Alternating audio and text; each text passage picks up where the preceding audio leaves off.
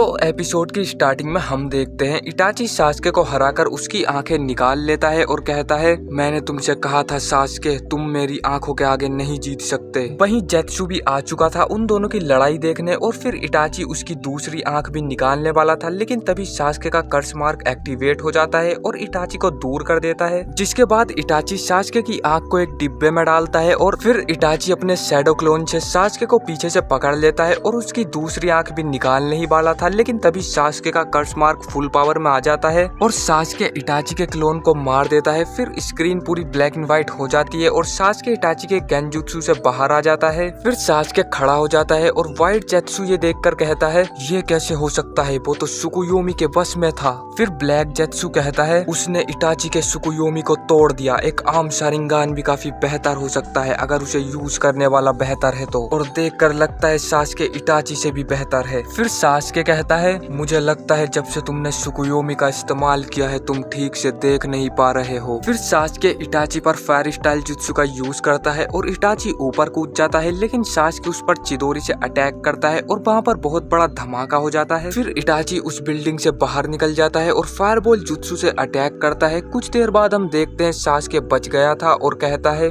ये अटैक तो कुछ भी नहीं था। फिर वो दोनों अपने फायरबॉल जुत्सु का यूज करके लड़ने लगते हैं और इटाची यूज करता है अपना अमातेरासु। ये एक ऐसी ब्लैक फायर है जो तब तक जलती रहती है जब तक वो अपने टारगेट को पूरी तरह से खत्म ना कर दे। फिर कुछ देर बाद सब कुछ शांत होता है और सास्के थोड़ा घबरा जाता है। फिर जेत्सु कहता है, उसने सास्के की फ्लेम को खत्म कर दिया, वो भी अपने अमातेरासु से।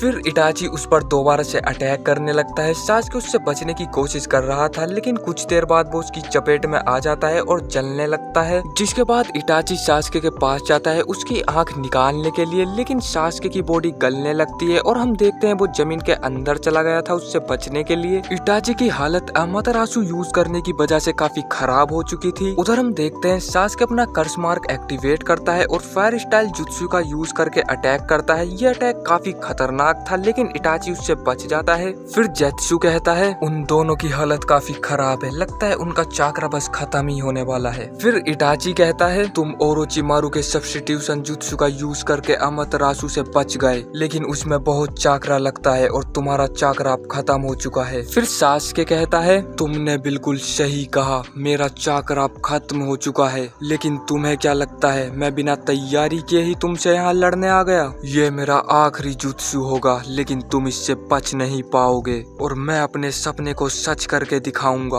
और ये एपिसोड यहीं पर खत्म हो जाता है। तो वीडियो पसंद आई हो तो लाइक कर देना। पिछले एपिसोड का लिंक आपको डिस्क्रिप्शन बॉक्स में मिल जाएगा। मैं मिलता हूँ आपसे बहुत जल्द किसी नेक्स्ट एपिसोड में।